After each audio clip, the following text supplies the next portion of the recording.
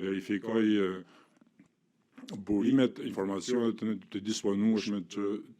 qeveria e Shtetit të Bashkuara kishte dhe nuk arriti të gjendë ndonjë provë që lidhte zotin Thaçi me krime lufte. Pika e dytë, ish komandanti suprem i NATO-s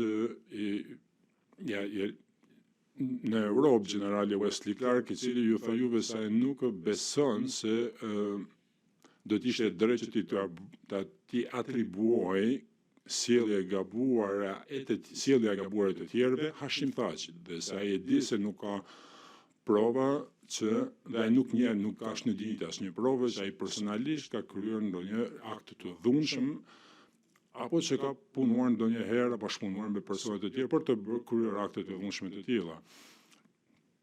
Zëvendësi i parë i përfaqësuesit të veçantë të Kombeve të Bashkuara, të sekretarit gjeneral të Kombeve të Bashkuara, zoti Jack Covey, i cili ishte edhe ai në terren dhe ju tha juve, bazuar në vëzhgimet që ai ka bërë personalisht si në vijim, zoti Thaçi nuk ishte në pozitë qoftë që të organizonte dhunë ndëretnike, e cila përfshiu vendin në verën gjatë verës së vitit 1990, apo që ta ndaloj atë në mënyrë të rëndësishme, dhe se ai kishte parë, vëzhguar dhe di në format e tjera se zoti Thaçi në raste të shumta duke rrezikuar në shkallë të madhe në mënyrë të qartë dhe të drejtë për drejtë të përsëritur denoncoi dhunën dhe bëri thirrje të fuqishme për tolerancë ndëretnike. Ju dëgjuat nga përvoja e diplomatëve të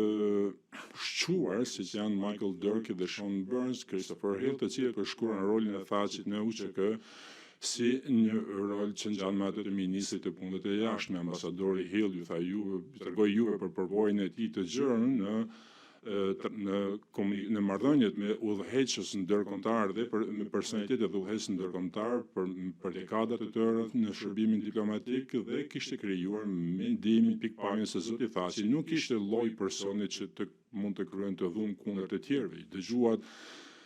nga diplomati i shquar britanik John Duncan, i cili ju tha juve se zoti Thaçi nuk ka mundur në mënyrë të pavarur të ndalojë dhunën në verën e vitit 1999, dhe dëgjuat nga profesori i respektuar të së drejtës ndërkombëtare Paul Williams, i cili ishte këshilltar i besuar i delegacionit shqiptar në Rambuje dhe i cili ishte dëshmitar i ndërveprimeve të zotit Thaçi nga brenda delegacionit, dhe arriti në përfundim se zoti Thaçi nuk mund të kishte autoritetin brenda UÇK-s për të marrë vendime vetëm.